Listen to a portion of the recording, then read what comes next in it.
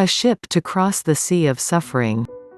When I asked him about what you told me the other day, I found it to be exactly as you said.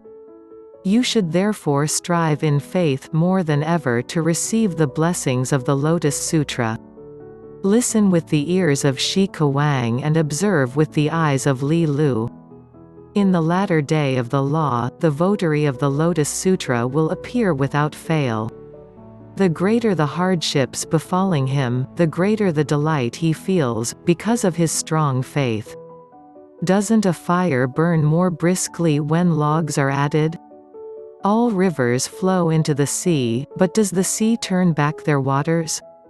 The currents of hardship pour into the sea of the Lotus Sutra and rush against its votary. The river is not rejected by the ocean, nor does the votary reject suffering. Were it not for the flowing rivers, there would be no sea.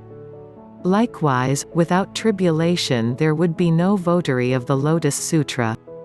As Tuyante stated, the various rivers flow into the sea, and logs make a fire burn more briskly.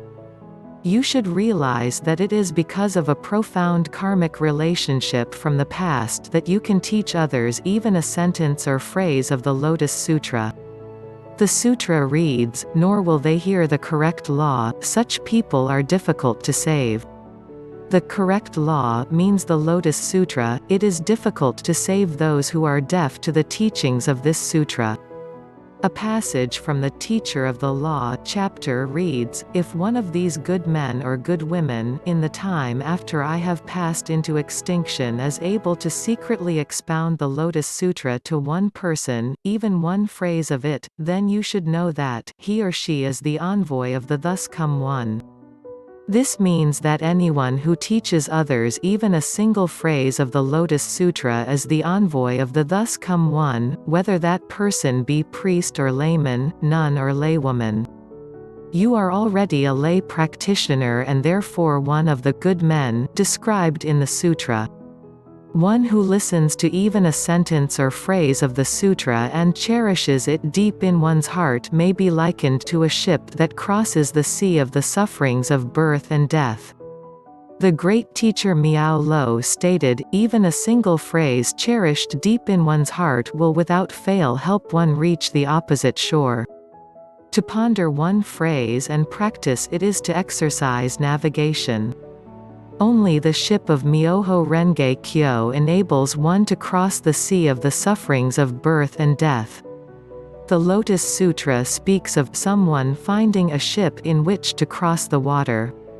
This ship might be described as follows: as a shipbuilder of infinitely profound wisdom, the world-honored one of great enlightenment, the Lord of teachings, gathered the lumber of the 4 flavors and 8 teachings, planed it by honestly discarding the provisional teachings, cut and assembled the planks, forming a perfect unity of both right and wrong, and completed the craft by driving home the spikes of the one true teaching that is comparable to the flavor of ghee.